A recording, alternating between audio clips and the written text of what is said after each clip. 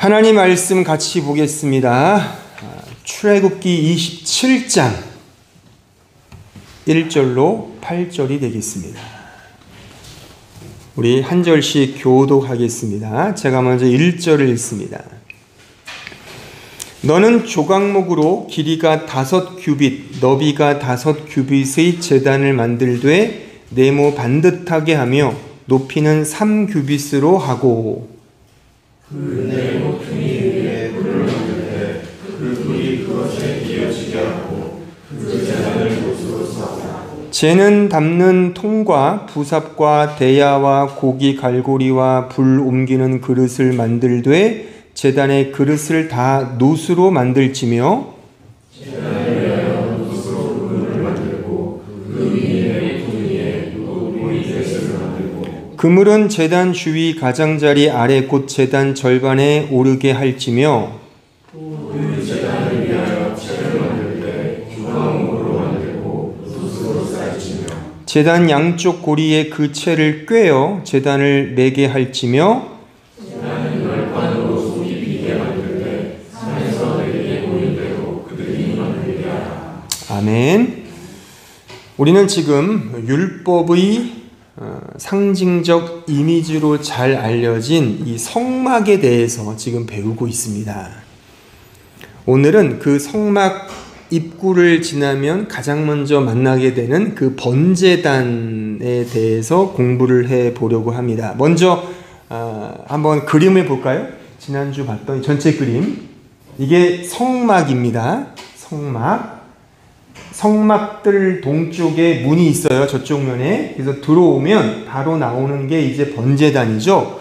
요걸 우리가 오늘 배울 겁니다. 다음 그림 보시면 요게 이제 평면도가 아닌 좀 사진으로 제가 준비했는데 요게 이제 성막이에요. 저 앞에 있는 요게 이제 번제단입니다. 다음 그림 볼까요? 요게 번제단이에요.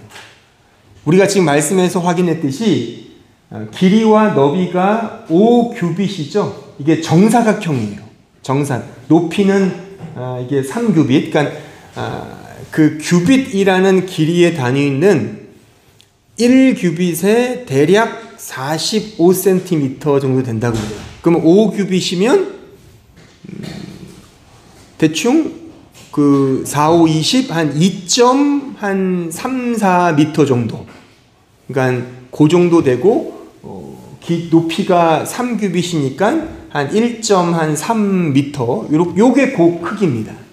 이렇게 요걸 우리가 오늘 배울 건데 이 번제단은 당연히 이 번제단 위에 저기 그 그물 같은 게 있죠. 거기 위에 이제 제물을 올려다가 죽이고 거기에 이제 불을 태워서 하나님께 번제로 화제로 그 burn offering 태워서 올려드리는 그런 세레모니를 여기서 행하는 겁니다. 그러니까 성막에 들어가자마자 요 번제를 한단 말이죠. 말하자면. 그래서 저는 오늘 이 번제단을 세 측면에서 설명하려고 합니다. 첫 번째 측면은 이 제단이 만들어진 재료의 측면에서, 두 번째는 이 제단에 올려지는 그 제물의 측면에서, 마지막 세 번째는 이 제단에 올려진 제물을 이제 태우는 그 불의 측면에서 이렇게 세 가지로 요 번제단에 대해서 제가 준비를 했습니다. 첫 번째, 먼저 이 번제단이 만들어지는 재료는 우리가 오늘 본문에서 확인했죠. 1절을 다시 보시면 너는 뭐로요? 조각목으로. 이 번제단은 조각목이라는 나무로 만들어집니다. 사실 거의 모든 성막의 이 기물들이, 이 성물들이 다 조각목으로 주로 만들어지거든요. 이 조각목은 히브리어로 쉬팀인데, 시딤이라고 하죠. 우리나라 번역에도 나와죠. 시딤 나무라고도 불리고, 우리가 잘 아는 아카시아 나무라고도 합니다. 이게. 이 아카시아 나무는 다들 뭐 아시겠지만 볼품이 없어요. 뭐 가시도 있고 그렇게 효용 가치가 떨어지는, 물론 요 관련된 분들은 좀 싫어하실지 모르겠지만 실제 그래요. 그닥 다른 나무들에 비하면 그렇게 그닥 이 효용 가치가 좀 떨어지는 나무입니다. 그래서 군대 생활하신 분들은 가장 많이 벌목하는 게 어떤 나무죠? 요 나무예요. 저도 군대 가서 이것만 엄청 뱄어요. 그냥 낫 하나 주고서 이거 베라고. 근데 이놈의 또 이 조각목 이 아카시아 나무는 이 번식력이 너무 좋죠. 그래서 자르면 또 나오고 자르면 또 나오고 막, 그래서 정말 모든 군인들이 가장 싫어하는 나무류에 속하는 게 이 아카시아 나무거든요. 그런데 성경은 이 조각목을 매우 중요한 나무로 상정한다는 겁니다. 우리가 지금 이렇게 확인하는 이 출애굽기에 성막 관련돼서만 이 조각목이라는 단어가 26번 등장해요. 그만큼 매우 중요한 나무로 성경은 이렇게 쓰고 있는데, 실상은 광야, 사막에 그냥 이렇게 늘 있는, 흔하디 흔하고 볼품도 없고 가치도 떨어지는 그런 나무라는 것입니다. 그런데 우리가 아까 말씀에서 읽어서 확인했듯이 요 조각목을 이렇게 잘 만들어 놓고 그 조각목 겉에, 겉 표면에 놋이나 금으로 그걸 쌉니다. 요게 포인트예요. 그러니까 조각목 자체는 별로 가치가 없는데 그 겉 표면을 요 번제단은 놋으로 싸죠. 또 다른 성물들은 금으로 싸기도 해요. 그러니까 나중에 배울 언약궤가 금으로 싸거든요. 조각목으로 만들어 놓고, 이 조각목의 히브리어 발음이 쉬팀이거든요. 이 쉬팀이란 이 단어의 뜻 자체가 채찍, 몽둥이, 막대기, 재앙, 진노 이런 뜻이 있어요. 그러니까 이 조각목은 하나님의 채찍, 하나님의 진노, 하나님의 심판을 상징한다 그겁니다. 다시 풀어서 말하면 이 조각목이 그래서 지칭하는 건 뭐냐면 하나님의 진노와 그 채찍을 받아 마땅한 죄인을 말하는 거예요. 우리죠. 우리. 죄인 중에 괴수인 우리. 그러니까 우리는 모두 다 하나님의 진노, 그 심판을 받아 마땅한 죄인이지 않습니까? 그런데 이런 죄인, 이런 조각목에 불과한 아무짝에 쓸모없는 이 조각목, 흔하디 흔한 이 죄인이 죄인 위에 놋과 금을 싸는 거예요. 덮는 거죠. 카바. 제가 카바 친다라고 하는 그 중요한 헬라어 단어를 종종 쓰죠. 에피칼립토 나오는 단어, 여기서 나오는 단어예요. 그래서 정말 보잘것없고 쓸모없고 가시처럼 평생 목아나서 서로 싸우기만 하는, 늘 싸우잖아요 우리는요. 서로 막 못 참먹어서 안달하듯이 미워하고 시기하고 가십하고 헐뜯고 막 그냥 밥상머리에서 늘 그런 얘기 하잖아요. 그런 가시가 돋친 그런 죄인 중에 괴수인 우리 위에 하나님이 놋과 은으로 상징되는 하나님의 은혜로 에피칼립토 덮는다는 겁니다. 이것이 성막을 통해 우리에게 보여주시는 하나님 나라의 존재 방식인 거예요. 이게 이 덮어주신다는 의미는 어디에 함몰되어 들어간다는 의미가 있잖아요. 보세요. 조각목인데 그 위에 덮는다는 거는 그러니까 금과 놋 안으로 들어간다는 형국이잖아요. 그 여기서 나오는 중요한 신약적인 또는 신학적인 의미가 in Jesus Christ, 예수 그리스도 안에서라는 개념인 겁니다. 자, 이사야 1장 18절을 볼까요?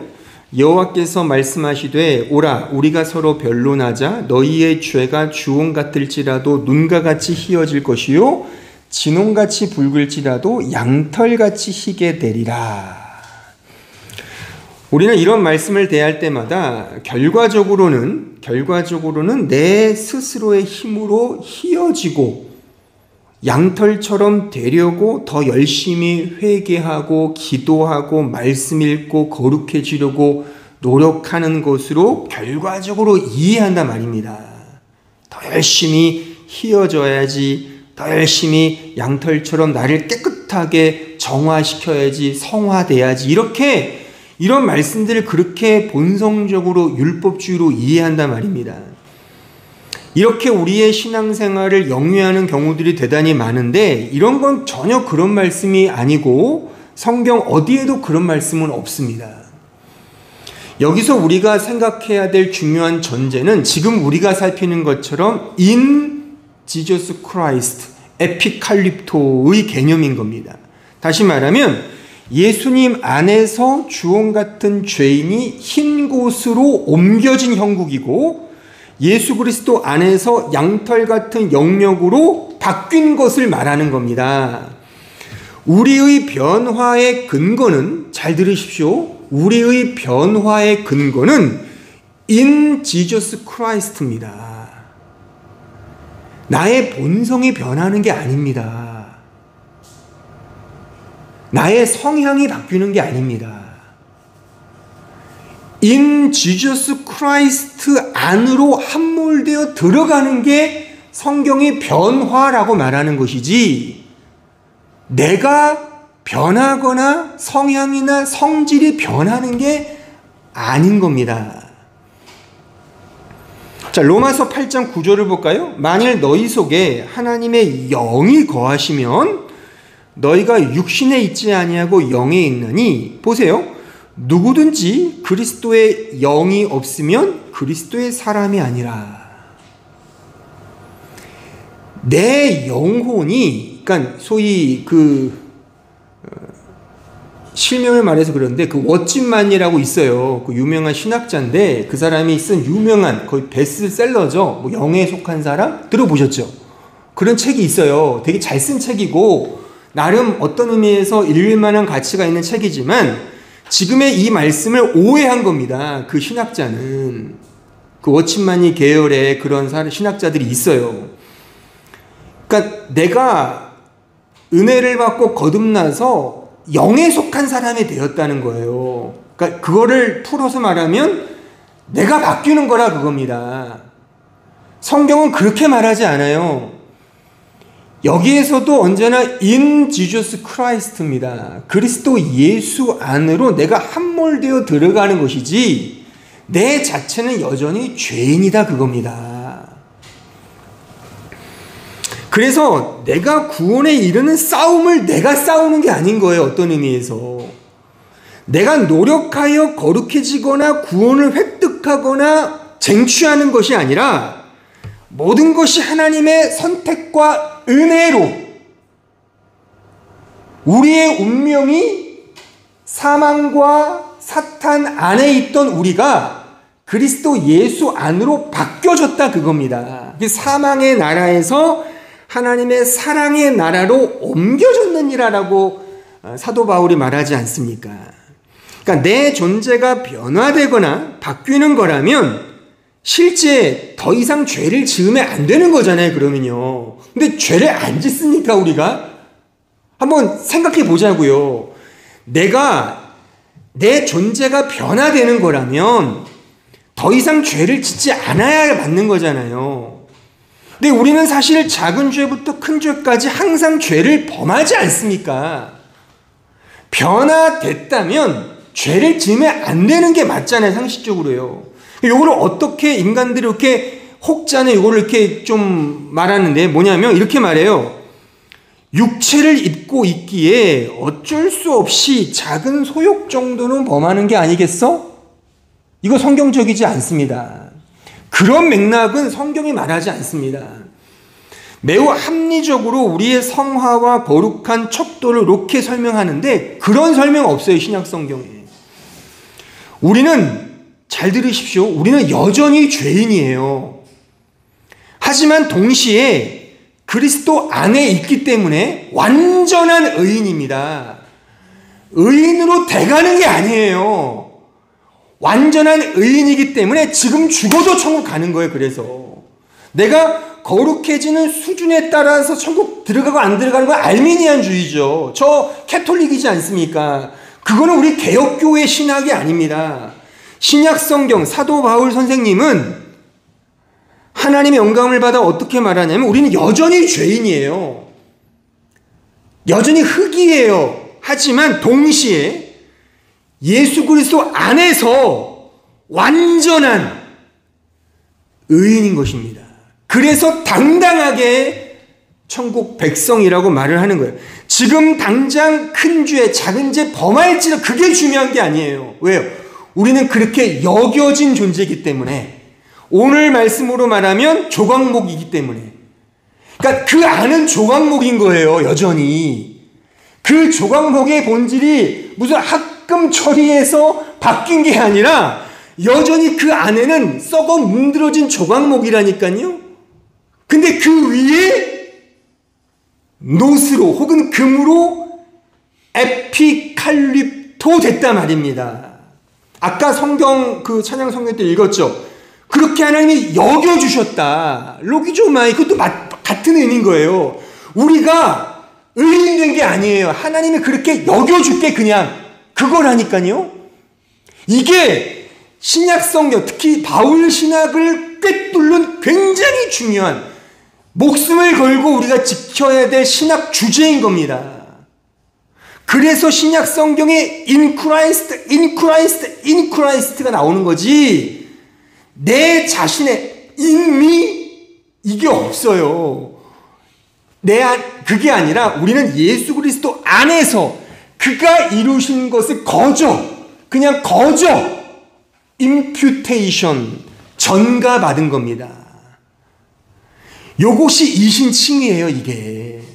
그러니까 칭의잖아요. 그게 야, 인정해 줄게. 그러니까 판사가 너가 죄 졌어? 하지만 그냥 너 죄 없어. 팡팡팡. 이게 칭의해요. 대통령이 뭐 8.15 광복 뭐 특별 사면 그냥 해주는 거예요, 그냥. 됨됨이가 대수해 주는 게 아니라. 그래서 칭의를 법정적 선언이라고 하는 겁니다. 이게 언약이죠, 언약. 언약을 근거로 해서 구원해 주시는 것이지, 나의 됨됨이나 나의 성향이나 나의 성질이나 나의 성깔이나 나의 어떤 수준을 보아서 구원을 베푸시거나 어떤 노른자 천당에 보내거나 그런 거 아니라는 겁니다. 그래서 우리 속은 마치 여전히 조각목인데 그 겉을 은혜의 놋과 금으로 싼 에피칼립토 된 형국이다. 이 실체를 알려주는 게 조각목이고, 그 조각목으로 아까 봤던 그 번제단을 만드신 거라 그겁니다. 두 번째 측면, 그 번제단에 올려지는 제물의 측면에서 보면, 자, 우리가 지난번에 그 제사를 배울 때 한 번쯤 다 제가 확인을 시켜 드렸는데, 이 모든 제사의 제물 중에, 특히나 그 짐승 제물 중에 뭐 이런 곡식도 마찬가지예요. 핵심적인 특징이 뭐냐면 이 문구입니다. 즉 흠이 없는 제물. 흠이 없는 제물. 자, 뭐 엄청나게 많은 인용 구절이 있는데 제가 중요한 그냥 흔한 세 구절만 제가 뽑아왔어요. 네 구절이네요. 자, 레위기 1장 3절 먼저 보세요. 그 예물이 소의 번제이면 흠없는 수컷으로. 레위기 1장 10절 볼까요? 만일 그 예물이 가축대의 양이나 염소의 번제이면 흠없는 수컷으로. 뭐 수컷만 드리라는 것도 아니에요. 자, 레위기 3장 1절 볼까요? 사람이 만일 화목제의 제물을 예물로 드리되 소로 드리려면 수컷이나 암컷이나 다 드릴 수 있어요. 중요한 건 흠없는 것으로 여호와 앞에 드릴지니. 레위기 3장 6절 만일 여호와께 예물로 드리는 화목제의 제물이 양이면 수컷이나 암컷이나 하되 흠없는 것으로 드릴지라. 자, 모든 제물, 그러니까 번제단에 올려지는 모든 제물은 중요한 특징은 뭐냐면 흠없는 제물이다, 그거예요. 그럼 자세하게 보십시다. 이제 그럼 인간이 드리는 제물이 흠이 없는 거라고 하셨는데 진짜 흠이 없을까요? 진짜 흠이 없습니까? 또한 이 제물은 결국 우리 인간을 말하자, 나를 드리는 거잖아요. 그러면 내가 제물로서 하나님께 바쳐질 때 내가 내 자신을 아무리 씻고 갈고 닦고 완전하게 한들 완전한 자 존재가 됩니까? 여전히 흠 많고 부족하고 모가 난 제물이잖아요. 그렇잖아요. 아무리 흠 없는 양새끼를 그게 새끼를 바치라는 것도 그런 거죠. 왜요? 이게 산정수준 안 겪었으니까 아예 깨끗한 양새끼를 하나님께 바치라고 하지만 그 태어나자마자 뭔가 이 시공 속에 존재하면서 흠이 있겠죠. 뭐 우리 과학하는 사람들 원자의 분열까지 들어가면 그 안에 뭔가 문제가 있지 않겠습니까? 따라서 흠 없는 제물은 뭐를 상징하고 모형하냐면 궁극적으로 바로 이 대상을 지칭하는 거예요. 즉 진짜 완벽하고 진짜 완전하게 흠 없는 제물이신 예수님을 말하는 거예요. 자, 히브리서 9장 13절 이하를 보세요. 염소와 황소의 피와 및 암송아지의 죄를 부정한 자에게 뿌려 그 육체를 정결하게 하여 거룩하게 하거든 하물며 영원하신 성령으로 말미암아 흠 없는 자기를 이거를 말하는 요거를 설명하기 위해 구약의 모든 제물을 흠 없이 바쳐라 흠 없이 바치라고 한 거예요. 즉 죄 없으신 예수님을 모형하는 도구로 모든 제물이 동원이 된 거예요. 흠 없는 자기를 예수님이죠. 하나님께 드린 그리스도의 피가 그러니까 흠 없는 그의 피 보혈이 어찌 너의 양심을 죽은 행실에서 깨끗하게 하고 살아계신 하나님을 섬기게 하지 못하겠느냐. 자, 베드로 사도의 더 명확한 말씀 볼까요? 1장 베드로전서 1장 19절 오직 흠 없고 점 없는 어린 양 같은 그리스도의 보배로운 피로 한 것이다. 명확하죠. 그래서 흠이 없는 제물은 오직 한 분 예수 그리스도를 가리킨다 그거예요. 그러니까 구약의 모든 제물은 그래서 예수님 한 분만을 가리키는 제물인 겁니다. 세상에 그 누구도 흠 없고 점 없는 자는 없습니다. 다 부정합니다. 부정합니다. 로마서 3장 10절 이하를 보십시오. 기록된 바 의인은 없나니 하나도 없으며 깨닫는 자도 없고 하나님을 찾는 자도 없고 다 치우쳐 함께 무익하게 되고 선을 행하는 자는 없나니 하나도 없도다. 이것이 우리 인간의 정체성 아닙니까? 우리에게는 의인도 없고 깨닫는 자도 없으며 하나님을 찾지도 않고 다 무익하여 선을 행하는 자는 없되 하나도 없는 존재가 바로 우리 존재 자신이라는 겁니다. 이것은 단순히 예수 믿기 전의 상태만을 가리키는 차원 정도가 아닙니다. 이거는 우리 모든 인간 존재, 즉 신자 전체를 포괄하여 선언하시는 성경의 대선언인 것입니다. 솔직히 스스로를 생각해 보세요. 우리가 한 주간 살면서 얼마나 주님을 주되게 생각하고 추구하셨냐 말이죠. 솔직히 우리가 다 자기 먹고 살기 바쁘지 않습니까? 제가 일부러 시비를 거는 게 아니라 저도 마찬가지라는 거예요. 다 우리 식구 나 먹고 살기 위해 바쁘게 살지 우리가 무슨 하나님의 영광을 위해 얼마나 그렇게 노력을 합니까? 물론 조금 하죠. 하지만 여전히 우리는 나만을 위해 산다 그겁니다. 우리가 99.999%로 순결하게 하나님 영광을 위해 산다 하더라도 0.0001%가 나를 위해 살아도 죄라니까요. 그게 흠이 있는 거라는 거예요. 그 흠이 있는 죄만 하나 안 받으신다는 거예요. 따라서 하나님께 나아가는 자는 반드시 흠이 없어야 돼요. 불순물이 있으면 안 됩니다. 흠이 없고 점 없는 예수를 가리키는 거예요. 그러니까 예수 안에서만 우리가 흠 없고 점 없는 자로 그렇게 여겨지고 인정된다는 사실인 겁니다. 내 힘과 내 노력으로 흠 없이 되는 싸움이 아니라 이미 그리스도 예수 안에서 정해졌다니까요. 제 말이 아니라 성경의 엄중한 말씀입니다. 자, 에베소서 1장 3절 이하를 보세요. 찬송하리로다. 하나님 곧 우리 주 예수 그리스도의 아버지께서 그리스도 안에서, 보세요, in Christ, 하늘에 속한 모든 신령한 복을 우리에게 주셨어요. 언제요? 4절. 곧 창세 전에, 그리스도 안에서, 창세 전에, 이 세상이 창조되기 전에 이미 그리스도 예수 안에서 우리를 택하셨대요. 택하사 우리로 사랑 안에서 그 앞에, 보세요, 거룩하고 흠이 없게 하시려고 그 기쁘신 뜻대로 우리를 예정하사 예수 그리스도로 말미암아, 이게 말미암아가 디아거든요. 이게 인이에요. 이게 같은 의미의 전치사죠. 그리스도로 말미암아 그 안에서 자기의 아들들이 되게 하셨으니 이는 그가 사랑하시는 자 안에서, 예수 안에서 우리에게 거저 주시는 바 그의 은혜만을, 그의 은혜의 영광만을 찬송하게 하려는 것이라.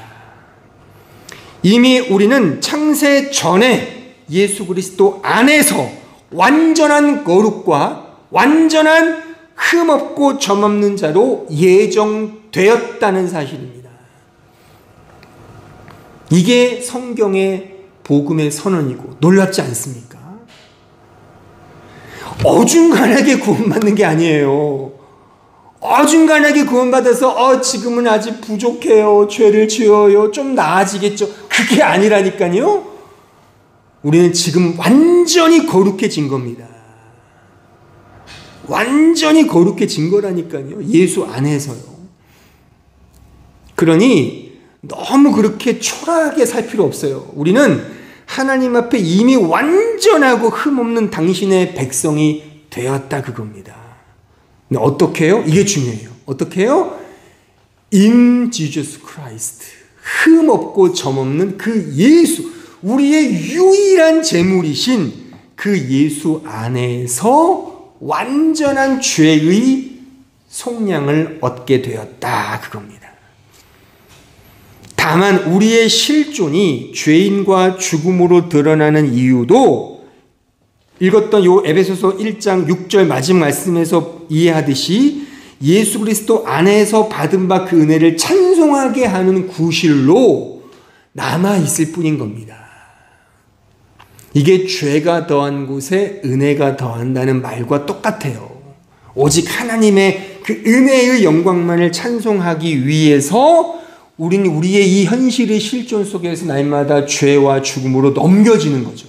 그럼 넘겨지는 삶을 사는데 신자는 그 죄와 죽음이 은혜의 지배임을 아는 자인 겁니다. 그러니까 죄는 이미 없는 거예요. 그게 은혜의 지배를 받는 우리 신자의 정체성이라 그거예요. 마지막 세 번째 측면, 이 제단에 올려진 흠없는 제물을 태우는 불, 이게 이제 오늘 설교 하이라이트인데, 그래서 오늘 제가 설교 제목을 불꽃 속으로라고 제가 제목을 정한 거예요. 자, 흠없는 제물을 태우는 불. 자, 레위기 9장 23절 이하를 보십시오.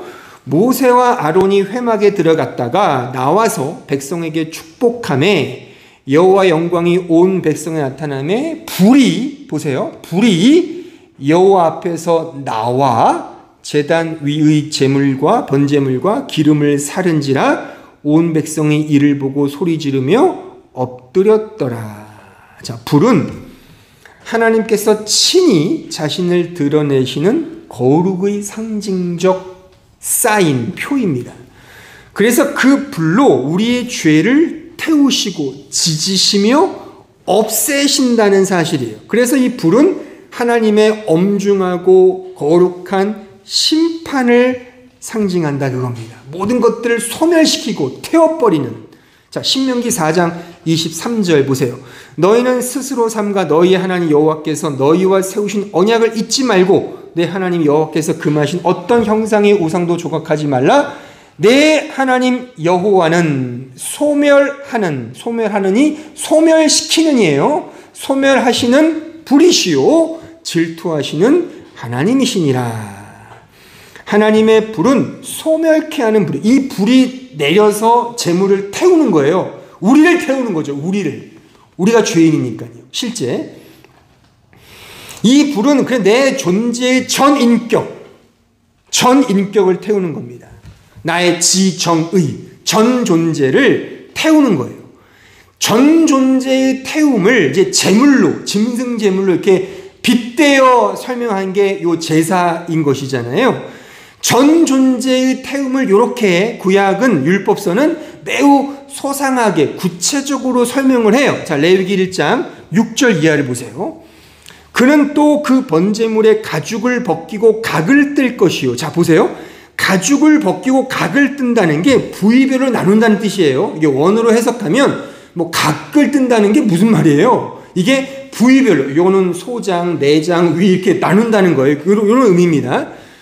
그러니까 뜰 것이요. 제사장 아론의 자손들은 제단 위에, 제단이 아까 이거 봤던 그 제단이에요.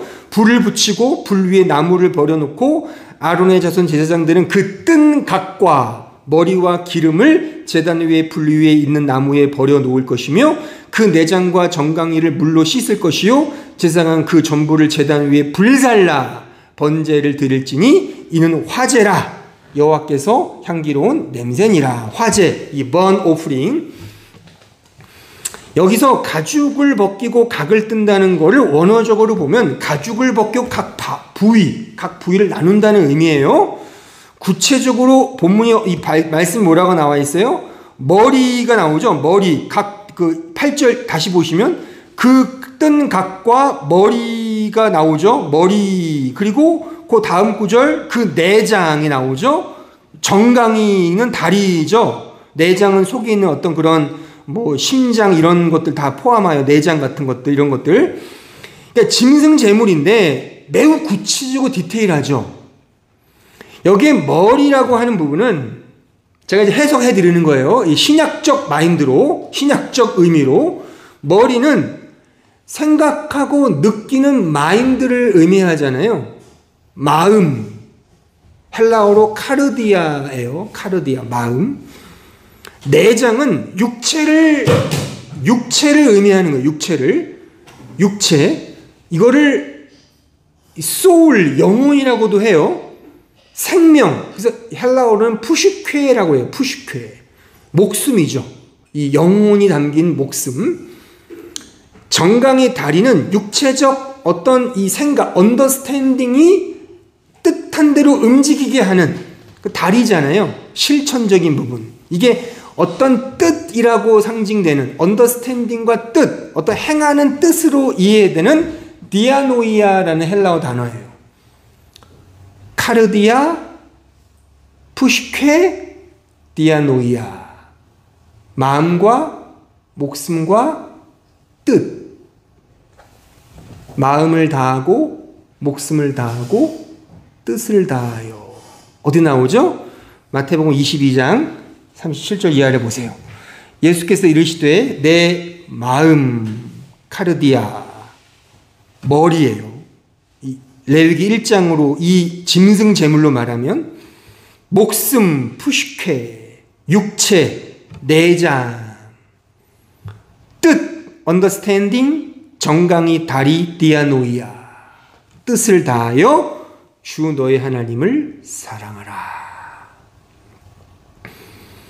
따라서 마음을 다하고 목숨을 다하고 뜻을 다하여 주 하나님을 사랑하라의 말씀은 신자의 입장에서 내가 열심히 이렇게 순종해야지의 여부 이전에 본질적으로 하나님이 친히 이 율법의 대강령을 그가 친히 이루어 주셨다는 사실을 함의하는 겁니다.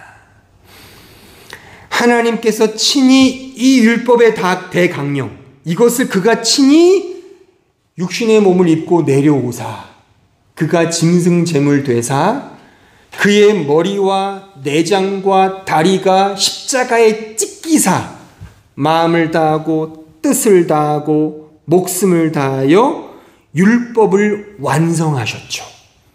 그것을 의미하는 거라 그거예요. 그 불꽃 속으로, 제단의 불꽃 속으로 그가 친히, 하나님이신 그가 친히 뛰어드신 거예요.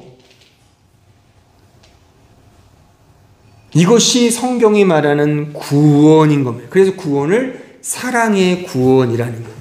지금 읽었던 마태복음 22장의 그 사랑, 마음과 목숨과 뜻을 다해 사랑하라는 거 율법의 정신이잖아요. 그거를 예수께서 친히 완성하신 거잖아요. 그 완성하신 그 의를 우리에게 임퓨테이션, 전가시켜 주셨다고요.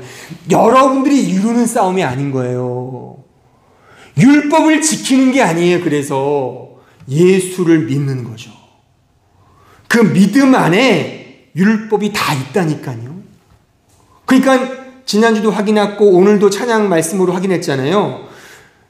그리스도 안에 내가 죽은 거예요. 이제 내가 사는 것은 뭐예요? 사는 것은 하나님의 아들을 믿는 믿음 안에 사는 거라 그거예요. 믿음으로 사는 거지 우리의 행위를 근거하는 게 아니라는 겁니다. 이거를 명확하게 이해를 하셔야 됩니다. 다시 내가 뭔가를 하려고 하면 그게 율법주의라니까요. 우리는 오직 모든 율법의 완성이시고 마침이신 예수님만에 꼭 붙들면 돼요. 그냥 이게 율법을 지키는 겁니다. 이게 율법을 지키는 거예요. 불꽃은 분명 내 존재 전 존재의 태움을 의미해요. 하지만 하나님이 우리를 태우지 않으셨어요. 스스로를 태우셨죠. 스스로 하나님 자신이 제물 되사 스스로를 번제단에 올리시고 찢기시고 태우시고 소멸하시는 그 불꽃을 그가 받으신 겁니다. 그래서 그는 찢기시고 제거되신 겁니다. 이게 성경 전체를 꿰뚫는 복음의 핵심이에요. 이게 십자가잖아요. 십자가가 이 제단이지 않습니까? 번제단. 우리는 이러한 진리를 제가 두 가지 내러티브, 그 성경에 잘 아는 쉽게 이해를 드리기 위해 그런 스토리를 제가 두 가지만 가지고 왔어요. 첫 번째 스토리가 뭐냐면 우리가 잘 아는 창세기 22장에 등장하는 그 아브라함이 독자 이삭을 모리아산에서 제물로 바치는 번제로 바치는 그 사건, 그 스토리, 이게 바로 이 이야기인, 이 복음의 이야기를 담고 있는 스토리다 그겁니다. 창세기 22장 1절을 볼까요? 그 일 후에 하나님이 아브라함을 시험하시려고 그를 부르시되 아브라함아 하시니 그가 이르되 내가 여기 있나이다. 여호와께서 이르시되 내 아들 내 사랑하는 독자 이삭을 데리고 모리아 땅으로 가서 내가 내게 일러준 한 산 거기서 그를 번제로 드리라. 여러분들은 이 이야기가 얼마나 비인간적이고 엽기적인 종교 행각인지를 아마 아실 겁니다. 이런 일이 작금의 시대에 만약에 벌어진다면 아마 뉴스 탑에 뜰걸요. 아마 큰일 납니다. 이거는 있을 수 없는 일이에요. 이게 성경에 버젓이 기록된 이유가 뭘까요? 이거는 아브라함의 믿음을 본받자를 주시기 위한 목적이 아닙니다. 지금 제가 이 번제단을 설교하면서 내린 그 결론이 이 이야기인 거예요. 다시 말하면 이 스토리에서의 아브라함은 자신의 독생자 예수 그리스도를 죽이시는 그 아버지 하나님을 모형하고 있고 이삭은 자신의 목숨을 기꺼이 순순히 내어주신 성자 하나님 예수 그리스도를 상징하고 있는 이야기인 것입니다. 또 하나의 그림, 성경의 이미지를 제가 상고해 드리면 자, 다니엘 3장 23절 이하를 보세요. 이 세 사람 사드락과 메삭과 아벳느고는 결박된 채 맹렬히 타는 풀무불 가운데에 떨어졌더라.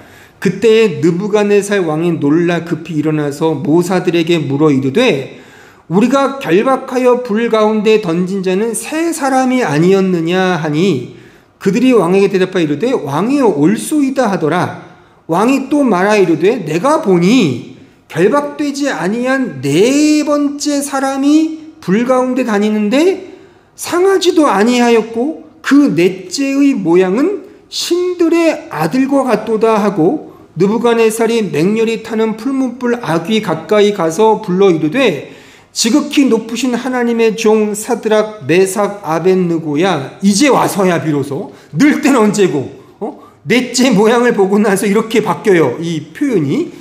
나와서 이리로 오라 하매 사드락과 메삭과 아벳느고가 불 가운데서 나온지라 총독과 지사와 행정관과 왕의 모사들이 모여 이 사람들을 본즉 불이 능히 그들의 몸을 해치지 못하였고 머리털도 그을리지 아니하였고 겉의 빛도 변하지 아니하였고 불탄 냄새도 없었더라.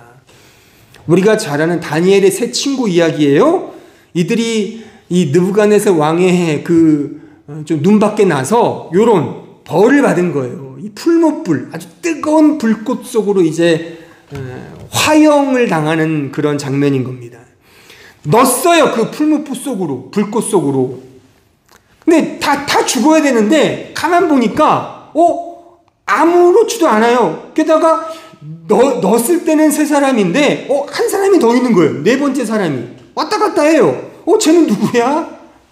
성경이 뭐라고 묘사합니까? 다시 보세요. 그 25절 끝에 그 네 번째 사람의 모양은 신들의 아들. 신들의 아들. 신들의 아들이 누굽니까? 이 예수님인 겁니다. 사드락과 메삭과 아벳느고가 자신들이 받아야 될 그 진노의 불꽃 속에서 살아날 수 있었던 유일한 이유는 네 번째 모양을 하시며 나타나신 그 예수 그리스도 안에 있었기 때문에 이들은 그 어떠한 그을림도 그 어떠한 빛도 변하지 않고 심지어 머리 한 올 탄 냄새조차 없는 그런 상태로 나왔다 그겁니다. 신들의 아들로 이 세상에 현현하신 바로 예수 그리스도 성자 하나님을 우리에게 보여주는 너무나 중요한 말씀인 거예요. 사드락, 메삭, 아벳느고를 위해 예수님 하나님께서 그 불꽃 속으로 들어가신 거예요. 그들을 안고 모든 불의 심판을 그 신들의 아들이신 예수께서 당하신 겁니다. 이것은 정확히 신약 성경에서 응하죠. 모든 죄를 안고 이 세상에 성육신하여 오신 십자가상에서 피를 흘리시고 우리 안에 당신 안에 우리 모두를 다 짊어지신 그 예수 그리스도의 임마누엘로 완성이 된 겁니다. 불꽃 속으로 들어오신 하나님의 아들 예수 그리스도, 그것을 보여주는 거예요. 그러니까 번제단에서 내린 그 불은 사실 누구를 태우는 겁니까?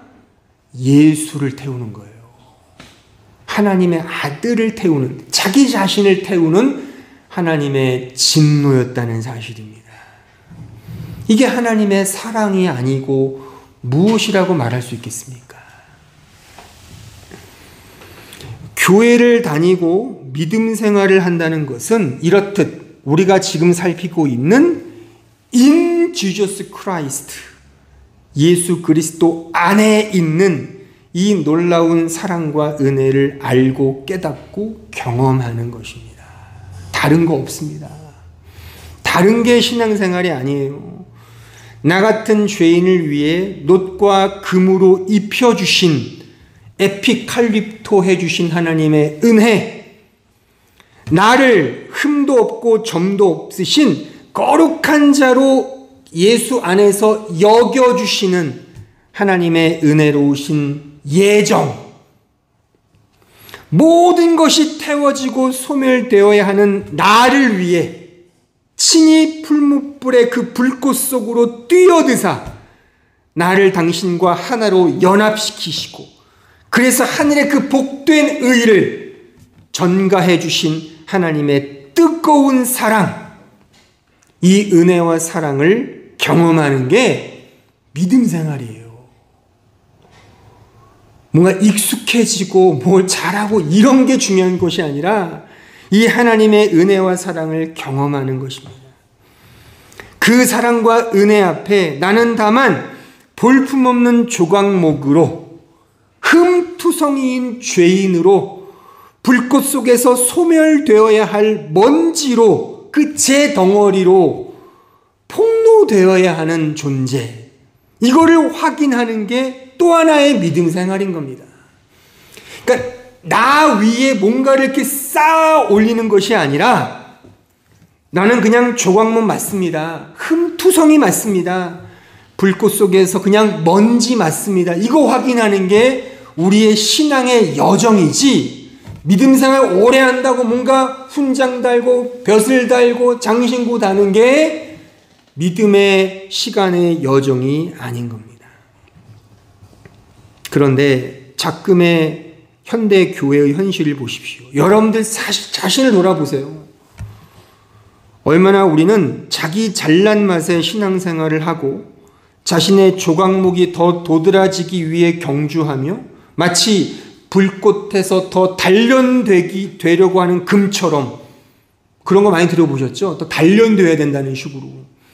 그렇게 스스로를 더 그렇게 돋보이고 멋들어지게 하기 위해 투쟁하는 것이 소위 신앙생활이 되어버렸지 않습니까? 그게 아닙니다. 이거는 율법주의라 그거예요. 율법주의. 율법주의는 자기를 증명하기 위해 성경과 하나님을 이용하는 종교적 사기입니다. 그러므로 우리 자신을 어떤 식으로든 증명하기 위해 믿음을 동원하시면 안 됩니다. 믿음 생활은, 여러분들 이런 믿음 생활은 아마 우리를 피곤하게 만들 거예요. 증명해야 되니까 얼마나 피곤하겠어요. 그게 아닙니다. 그저 나는 조각목에 불과합니다. 흠투성이인 죄인 중에 괴수에 불과하며 불꽃 속에서 모두 활활 타 없어져야 할 흙, 먼지, 재 덩어리에 불과합니다를 알고 인정하는 겁니다. 이거를 알면 거기 위에 하나님의 은혜가 덮이잖아요. 그 은혜만을 꼭 붙들고 살아가면 거기서 기쁨과 자유를 누리지 않을까요? 그럼 뭐 잘못해도 괜찮아요. 뭐 문제가 있어도 괜찮아요. 모자라면 어떻고 못하면 어때요? 하나님께 증명해야 되는 싸움이 아니잖아요. 거룩해져야 하는 싸움이 아니지 않습니까? 다 이미 받았는데 하나님이 해주신 것을 내가 알아가는 게 믿음 생활이라면 본질을 바뀌는 게 아니잖아요. 본질은. 물론 우리는 여전히 현실의 실존을 살고 있기 때문에 그 현실은 바뀔 겁니다. 하지만 본질은 안 바뀌잖아요.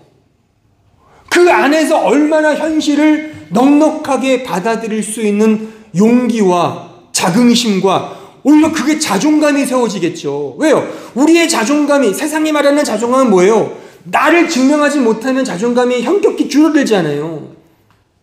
성경이 말하는 자존감이 그거겠습니까?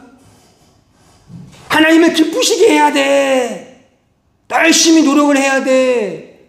그게 성경이 말하는 은혜겠냐고요. 그게 아니라니까요. 이런 의미에서 모자라도 괜찮고 못해도 괜찮아요. 왜? 우리 조각목이니까. 흠투성이잖아요. 흠투성이인 나를 카바치지 내 자신의 장신구로 카바치지 말자는 거예요. 화장 이빠이 발라가지고 나를 이렇게 내 원래 본 바탕을 가리지 말고, 그래 봤자 아픔만 더하죠. 그게 아니라 완전히 나를 가려주시는 하나님의 은혜 앞으로 가면 된다는 겁니다. 그런데 제가 높아심에서 계속 강조하지만 이렇게 되지 않는 이유가 뭐냐? 내 자신의 영적 실존을 그대로 받아들이지 않고 자꾸 종교적 사기꾼처럼, 아까 말했듯이 증명하려고, 하나님 앞에 증명하려고 하는 그 이유는 세상에 다 그렇게 살고 있기 때문에 그런 거예요. 목사가 아무리 이렇게 말을 해도 들을 때는 이해를 하실 거예요. 맞지, 그래, 십자가지, 은혜지 하는데 나가보세요. 다 경쟁 상대잖아요. 다. 죽기 아니면 깡으로 치고 싸워야 되잖아요. 그럼 못 먹고 사는데. 그러니까 이거를 이렇게 약간 교묘하게 이렇게 뭔가 교집합을 시키는 거예요. 이 크리스찬들이. 그래서 뭔가 잘 되면 복 받고 뭐 안 되면 저주 받는 식으로 말이죠. 엊그저께 인도에서 큰 사고가 났지 않습니까? 거기 여러분들 그 뉴스 보셨어요? 어떤 한 여자분이 교통체증이 막혀서 10분을 늦었대요. 10분을 늦어서 비행기를 못 탔대요. 그래서 그분이 뭐라고 인터뷰하냐면, 물론 그분 입장에서 맞죠. 뭐라고 하냐면 신께 감사합니다. 그럼 돌아가신 분들은 뭐예요? 그러니까 우리는 이런 수준으로 하나님을 이해한다니까, 솔직하게. 근데 이게 저도 인정을 해요. 내가 아무리 하나님을 믿어도 인생이 안 풀리면은 입에서 단내가 나오도 욕을 해요. 하나님을 원망하고. 왜 이렇게 미치도록 몸이 아픈 거야? 하나님은 어디 계신 거예요? 이럴 수밖에 없다니까요. 인정, 저도 마찬가지예요. 저도 왜 허리가 엄청 아팠어요. 그러니까 이게 허리가 아파. 조금만 아파도 일이 안 풀리면 막 욕이 나오죠. 어쩔 수 없어요. 어쩔 수 없어요. 이게 우리 현실입니다. 세상은 다 그렇게 흘러가. 율법주의로 자신을 증명해야 되니까. 또한 성경은 이것을 그렇게 정당하게 진단을 해요. 그러니까 성경을 보시면은 두 역사가 나뉘잖아요. 가인과 아벨의 역사. 가인이 낳은 라멕과 그가 낳은 다양한 족속들. 그렇죠? 대표적으로 유발, 야발, 두발, 가인. 그렇죠? 아벨은 맞아 죽죠. 가인에게. 아벨 셋을 낳고 에노스를 낳고, 뭐 그들이 이 세상에서 뭔가 했다는 건 없어요. 뭐예요? 그냥 동행하고 하나님 믿고 따라갔다는 삶밖에 없어요. 반면에 가인의 후손들은 세상에서 떵떵거리는 존재들이었어요. 야발, 유발, 두발, 가인. 요즘에 주일학교에서 그거 배우고 있는데, 다 이 세상에서 예술과 과학자, 세상을 선도하고 세상의 영웅처럼 행사하는, 주름 잡는 그런 자손이 바로 가인의 후손이에요. 하지만 아벨, 정말 믿음이 있는 후손들은 이름도 없어요. 경력도 없어요. 어느 좋은 대학도 안 나왔어요. 그런 것도 없어요. 경력도 없어요. 이력도 없어요. 그냥 믿음 하나예요. 그 역사와 가인의 이 세상에서의 증명하는 역사, 이게 이 세상 역사입니다. 어떤 게 좋으십니까? 당연히 가인의 역사겠죠. 우리는 교회를 떠나서 집에 가거나 회사에 가면 언제나 가인을 추구해요. 솔직히 더 큰 성, 에녹성을 짓고, 가인이 낳은 가인이 이제 쫓겨나서 라멕, 자신의 아들 에녹을 위해 뭘 지었습니까? 에녹성을 지었잖아요. 에녹성을. 야, 내 아들 낳았네. 너를 위해 뭐 해줄까? 그래, 너를 위해 내가 내 재산 등기해줄게. 그러니까 어린 자식에게 등기 막 시켜주잖아요. 막 이렇게 돈 많은 부자들 주식 다 넘겨주고. 그거 한 거예요. 가인이 그 전부터 사유재산을 위해서. 우리는 다 그렇게 살고 있지 않습니까? 교회만 나가면 가인의 삶을 사는 거예요. 솔직히. 그러니까 이러한 예수 그리스도의 은혜도 다 자기 증명을 위해 써먹죠. 나를 증명하기 위해, 내 믿음을 멋지게 포장하기 위해 은혜를 입은 척, 내가 죄인이라는 말도 드러내야지만 교회에서 인정받으니까, 장로라도 장립받기 위해서는 나 죄인 맞아요라는 걸 간증을 해야 된단 말이에요. 그게 과정이 있어요. 그걸 통과해야지만 소위 안수를 받는단 말이죠. 그러기 위해서, 믿음 좋은 척 하기 위해 그렇게 믿음이 없지만 은혜도 모르면서 그런 신자들이 얼마나 많습니까? 하지만 성경은 바로 아벨의 역사가 진짜 역사라고 말을 한단 말이에요.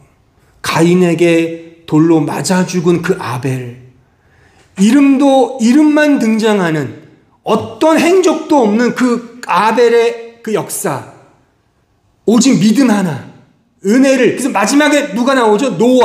노아가 어떻게 이력되죠? 성경은 딱 한 문장이에요. 노아는 은혜를 입었더라. 6장 8절. 그게 말씀이에요. 딱 한 구절. 노아가. 그 은혜가 노아로 하여금 방주를 짓게 한 것이지, 노아가 믿음이 있고 특출나서 지은 게 아니라 말입니다. 그러니까 노아를 본받아야 될 게 아니라, 그 노아에게 은혜를 베푸신 하나님을 붙들어야 되는 게 믿음 생활인 겁니다. 사람을 본받는 게 아니에요. 성경의 인물들을 본받는 게 아닙니다. 이런 조각목 같은 인간들, 흠 많은 인간들을 하나님의 믿음의 존재들로 바꾸어 가신 하나님의 놀라운 열심과 그 은혜를 우리는 주목해야지, 어떤 특정한 믿음에 있는 사람들을 본받는 게 기독교가 말하는 믿음이 아닌 것입니다. 그래서 오늘 설교의 결론, 이 구절을 읽고 마치겠습니다. 고린도후서 4장 7절 이하를 보세요. 우리가 이 보배를 질그릇에 가졌으니 이는 심히 큰 능력은, 보세요, 나는 단지 질그릇인 거예요. 질그릇. 나의 능력은 누구에게 있다? 하나님께 있고 우리에게 있지 아니함을 알게 하려 함이라. 우리가 사방으로 우겨쌈을 당하여도 쌓이지 아니하며 답답한 일을 당하여도 낙심하지 아니하며 박해를 받아도 버림받지 아니하며 거꾸러뜨림을 당하여도 망하지 아니하고 우리가 항상 예수의 죽음을 몸에 짊어짐은 예수의 생명이 또한 우리 몸에 나타나게 하려 함이라. 명확하지 않습니까? 이겁니다. 조각목 흠투성이인 재물, 이게 바로 이 신약의 사도 바울은 질그릇이다. 형편없는 질그릇, 아무런 볼짝도 없는 그 질그릇, 그냥 그릇 하나. 근데 중요한 게 뭐예요? 그 안에 보배이신 예수가 생명으로 담겨 있다. 그걸 가진 자는 세상에서 어떻게 살든, 이게 그거 아니에요. 우겨쌈을 당하든 답답한 일을 당하든 박해를 받아도 상관없어. 왜? 예수가 있거든. 이런 당당함이 있냐는 겁니다, 우리에게. 네? 여러분들의 신앙생활 속에 이런 당당함이 있으셔야 되는 거예요. 이런 배짱과. 이게 진정한 믿음의 증거인 것입니다. 세상은 자신의 조각목됨을 자랑하고 증명하려고 안달합니다. 세상은 아무것도 아닌 자신의 질그릇을 자랑하려고 합니다. 뭐 어느 대학, 어느 이력, 어느 직장, 무슨 직업, 경력이 뭐냐, 이걸 다 우리의 질그릇 위에 막 도금하는 거 아닙니까? 그걸 증명하기 위해. 하지만 신자인 우리는 우리 자신을 증명하거나 자신의 조각목과 질그릇을 자랑하는 자가 아닙니다. 우리는 내 안에 계신 유일한 보배이신 흠없으신 바로 예수 그리스도만을 자랑하고 증거하는 자인 것입니다. 오직 나를 에피칼립토, 은혜로 덮으신 예수 그리스도의 십자가 은혜, 흠없으신 예수 그리스도의 그 보혈, 불꽃 속으로 자신을 완전히 내어주시고 희생 제물 되신 그 예수 그리스도의 인격과 존재, 그분만을 자랑하는 거예요. 나는 쇠하고 그만이 흥한다. 이 말과 정확하게 일치합니다.